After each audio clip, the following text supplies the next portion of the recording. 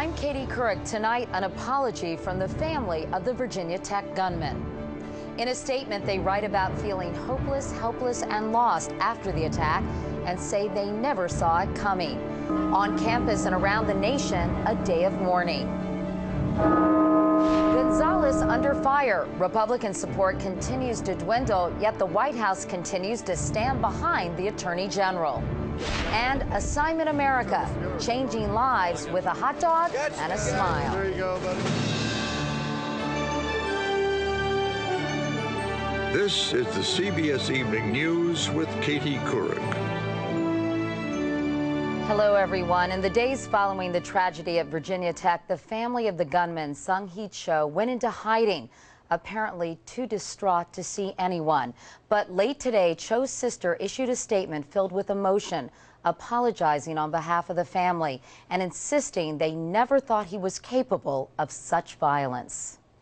We are so deeply sorry for the devastation my brother has caused, is how the statement begins. It is a terrible tragedy for all of us, is how it ends.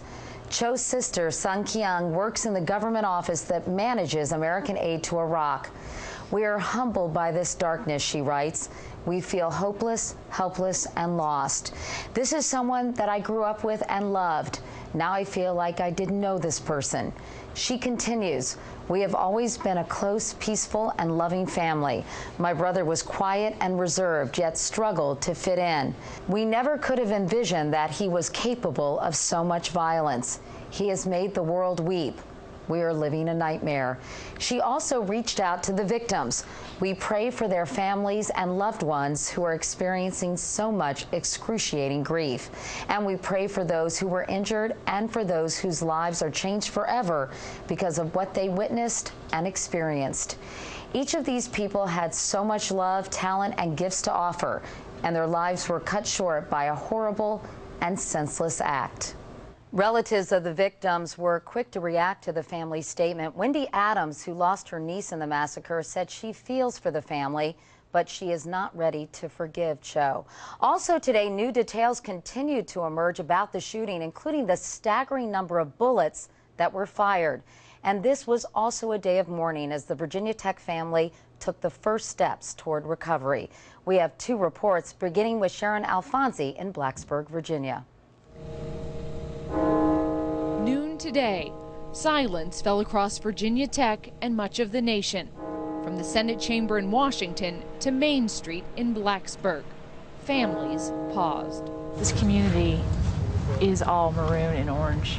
Everybody seems to be a Hokie right now. Everybody is. Everybody is. A week ago, much of the nation had never heard of a Hokie. Even now, some students are confused about what a Hokie is. It's the Hokie bird. I mean, I think it's a turkey, but I am a Hokie. So, I mean, I don't think it matters what it is. It's what it stands for. And after Monday's shooting, that has never been clearer. Hokie spirit is everywhere on this campus, in small, quiet gestures and large, louder ones. Outside an area hospital, the Tech marching band lifted their trumpets and tubas. And the spirits of students recovering inside. This is Virginia Tech, taking the field tonight to play ball, to keep swinging, even now.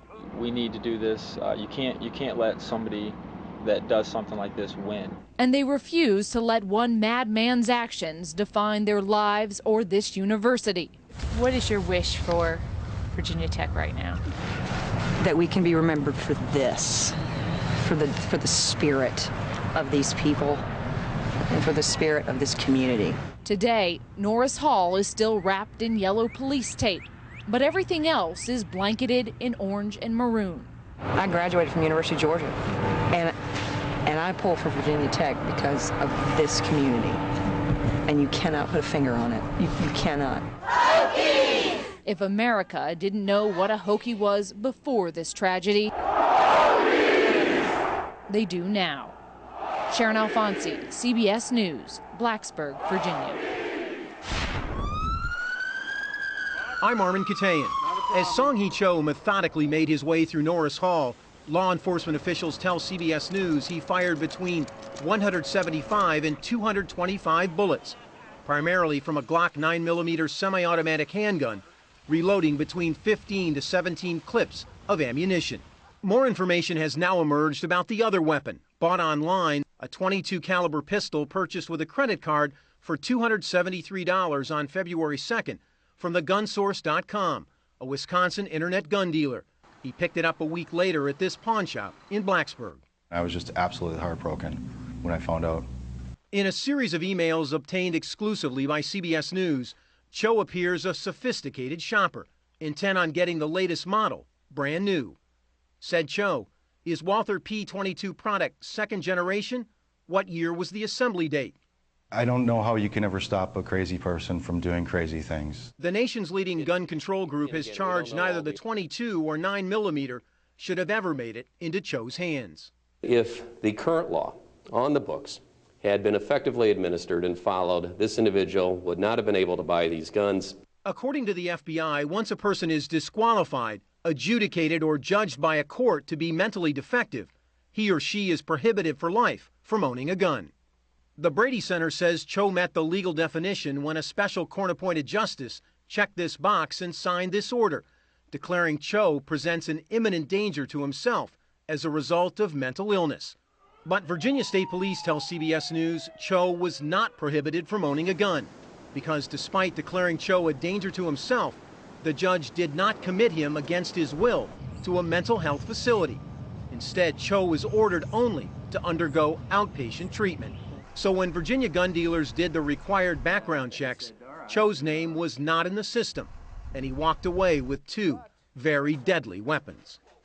Today, the federal agency responsible for regulating firearms, the ATF, told us its general counsel is reviewing whether the federal gun law was interpreted correctly. Katie.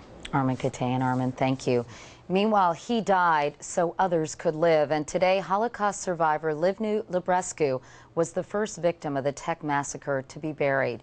The 76-year-old engineering professor was laid to rest in Israel.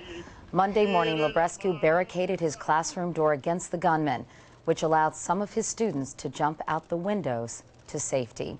In other news, a tense standoff ended in tragedy tonight at the Johnson Space Center in Houston. It took place over several hours at a NASA office building after a gunman barricaded himself on the second floor. Kelly Kobayea has the latest. Kelly? Katie, that gunman, believed to be a subcontractor for NASA, barricaded himself in the second floor of this building at Johnson Space Center in Houston late this afternoon, then apparently killed one hostage and himself. The communications building was evacuated. The rest of the complex put on lockdown for a short time today. One NASA employee told police he heard two shots, saw a man with a handgun as well. Now, while hostage negotiators were trying to establish communication, they heard another gunshot, went in, found the gunman dead, a hostage dead, and a woman duct taped but unharmed. The gunman is described as a man in his 50s. He's said to be an employee of Jacobs Engineering, again, a subcontractor for NASA. NASA is still trying to account for all of its employees, but says operations at Johnson Space Center were not disrupted. Katie? Kelly Kobayea. Thank you, Kelly. In Washington, time may be running out for Attorney General Alberto Gonzales. President Bush defended Gonzales again today over the firing of those 8 federal prosecutors, but Republican defections may be too much to overcome.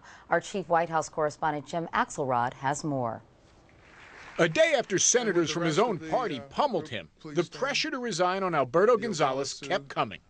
Jeff Sessions from Alabama, a strong Bush administration ally and former U.S. attorney, today put out a statement saying Gonzales should have a frank discussion with the White House. If he and the president decide he cannot be an effective leader, then he should resign. The Judiciary Committee's top Republican, Arlen Specter, stopped short of that yesterday. I'm not going to call for your resignation. I'm not going to make a recommendation on that. That decision, he said, belongs to Gonzales and the president. But Republicans now feel the AG's hurt himself so badly with his testimony, including 71 instances of not being able to recall key events in the U.S. attorney firings. I don't recall remembering. I can only testify as to what I recall. Senator, I don't recall. that it's more serious than just being the butt of late-night comments. There you have it. Alberto Gonzales doesn't know what happened. Most Republicans on the committee doubt Gonzales can ever repair the damage done to the Justice Department. Senator Specter has said that he will be in touch with President Bush soon to speak about Alberto Gonzales. Katie? Jim Axelrod reporting from the White House tonight. Meanwhile, Wall Street had a big day today, fueled in part by Google's report that it made $1 billion profit in the first quarter. The Dow zoomed into record territory, finishing up more than 150 points, just shy of 13,000. The NASDAQ gained 21 points. There is much more CBS News ahead. Up next, new suspicions tonight about that tainted pet food. Was it poisoned on purpose?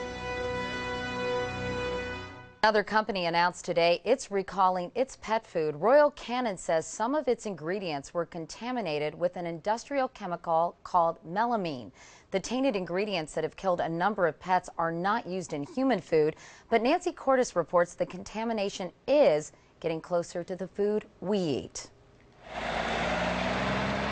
1,500 hogs meant for human consumption are now quarantined at a farm outside Modesto, California, after tests of the hogs' feed and urine came back positive for melamine, the same chemical contaminant that's been showing up in pet food. The risk is minimal at this point. However, the investigation is very early on. Investigators originally honed in on Chinese wheat gluten, but this week 2 more pet food ingredients exported from China also tested positive for melamine. Rice protein concentrate bound for 5 U.S. pet food makers and corn gluten sent to South Africa, blamed for the deaths of 30 dogs there. With more than 100 brands on the recall list, the U.S. Food and Drug Administration says it looks more and more likely that Chinese manufacturers intentionally spiked their products with melamine. Why? One theory that they mistakenly thought the animals' bodies would break the chemical down into harmless and beneficial protein. The other possibility, of course, is that it's being done deliberately to make it look as if there's more protein there so they can get more money for it. A simple matter of greed. FDA officials say they need to inspect the plants in China, but the Chinese government hasn't yet let them in. Still, scientists examining the tainted food are puzzled. They say melamine, even in high doses, shouldn't kill cats and dogs. The government isn't keeping track of the number of sickened animals. We shouldn't be getting this food from other countries. But Kim Bowser considers her dog, named Shoes, a victim. He was doing really good till he ate this food. We met Shoes 2 weeks ago when he was battling kidney disease. This past Saturday, he lost the fight. Nancy Cordes, CBS News, New York. Next on the CBS Evening News, the road to recovery, what the Virginia Tech community can learn from the survivors of Columbine.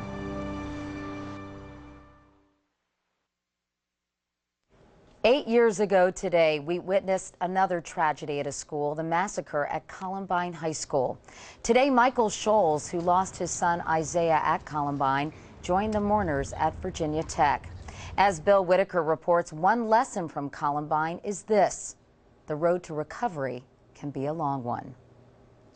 Marjorie Lindholm has struggled to reclaim her life after surviving the Columbine massacre. Every school shooting is a setback. Yeah, it took me years to be able to talk about it, and now that I can talk about it, it's still like pouring salt in old wounds. In April 1999, she was a sophomore, an A student, a cheerleader, cowering in her classroom watching teacher Dave Sanders die.